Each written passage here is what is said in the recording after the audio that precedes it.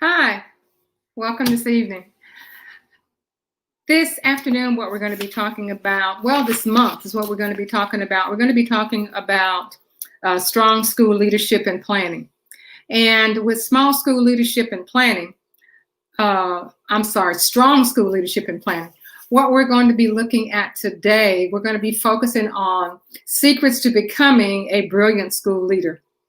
Now, if you are working in a school where there is in need of improvement, or the school is a struggling school, or they have been identified as a school in need of help, and you have been assigned to that school, you're in the right place at the right time. So how can you become a brilliant school leader? So the first thing I want to tell you is that I'm Barbara Polk. I am known as a turnaround principal, and I have been accepted into the Harvard School of Education. And also, I have been assigned by the Texas Education Agency to go into low performing schools and get those schools turned around within a year's time, 2 years at the max. So if you meet any of those qualifications, or if you don't meet any of those qualifications and you just want to know how to improve your instruction, improve your leadership, this is the place, this is the day. So what we're going to be talking about today, how can you become a brilliant school leader? We're going to be talking about 3 things that's going to, help you to become a brilliant school leader. So the first thing that we're going to be looking at is to have your lead team meetings to include written agendas. Now, some of these things may seem very, very small. They may seem like they're not important. But something as simple as having your lead team meetings include written agendas. Now, remember, as the leader, you are developing leaders to support you. And when you develop leaders to support you, you are building their capacity. And when you set these expectations for them, then they will know how that they need to do their jobs that's going to support you. So having a written agenda. Okay, we've seen times when your team leaders, and your team leaders can be your instructional coach, your team leaders can be your grade level leaders, any group or any position that you have assigned, and you include that as a team leader, somebody who's going to lead you on the team, because you as the administrator, you can't do everything by yourself. You as the principal, you cannot do everything by yourself. So you are developing some leaders who are going to support you. And written agendas is something that seems so simple, but it's so important. You have to have a plan, and that plan has to be followed. And the people who are leading the team, that team needs to know that there is actually something being done, and there is a purpose and a focus. Record your meetings. Record your meetings. So not only do you just have a meeting and you have the agenda, you are going to record what it is that was said in the meetings. Remember, you're not talking about what is said, you're talking about what is done in the meeting. And have some documentation to support that. And the last and one of the most important things with your agendas, with your recording of your minutes, and that is capture your next steps. So you can do a lot of things, like people can say a lot of things in the meeting. Everybody can come up with good ideas, but you are going to have to teach your leaders how to capture the next steps. That is, what are we going to do after we leave here? So in our next meeting, these are going to be the things that we are going to be checking on. Have some type of follow-up techniques. And those follow-up techniques can be developed by the leaders. You can give them ideas on how to follow up on whatever the agenda items were. There may be some things that the team leader just couldn't answer or did not have enough information on. Have some techniques to follow up. And for your team leaders, and if you are in a school that is in need of improvement, or if you're a school who's trying to maintain or trying to just to improve where you are, emphasize data on all of you. Emphasize data on your meetings. Emphasize progress monitoring on your meetings. I don't care whether You are looking at formative data that teachers have developed while they're doing their instruction. And then progress monitor, see where you are, see where you need to go.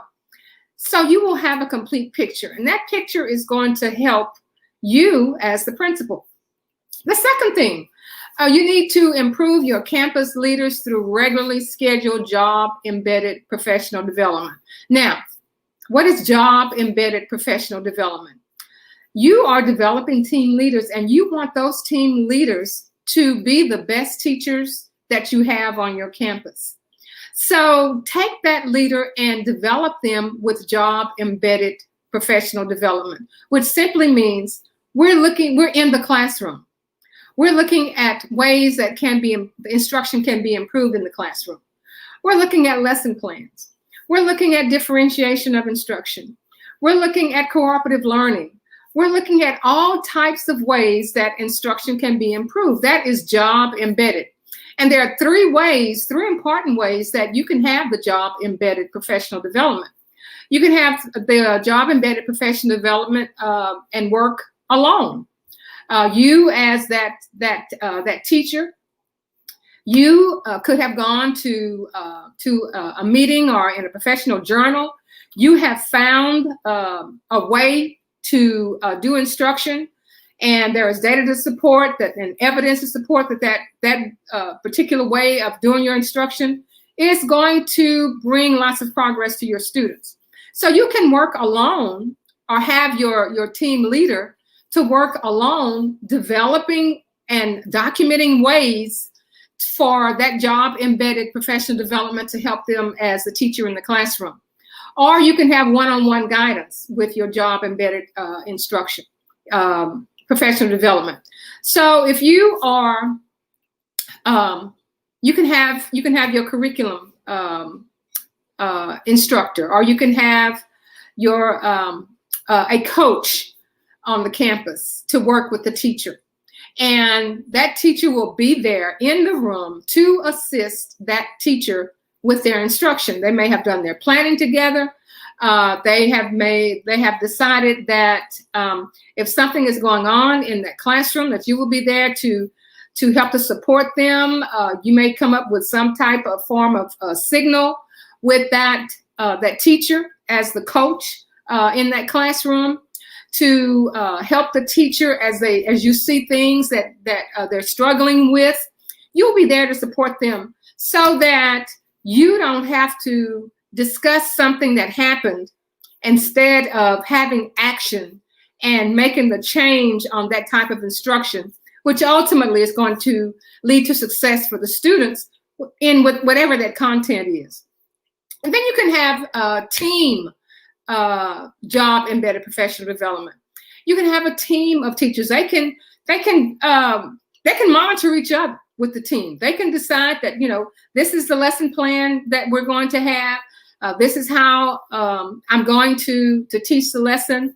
You work out a plan to have a team member in that classroom, or you can have that team to look at the way they all did their instruction in their classroom. They can look at their results. They can compare their results. They can see where one person did something different that they didn't do and they got better results. And that's called job embedded professional development.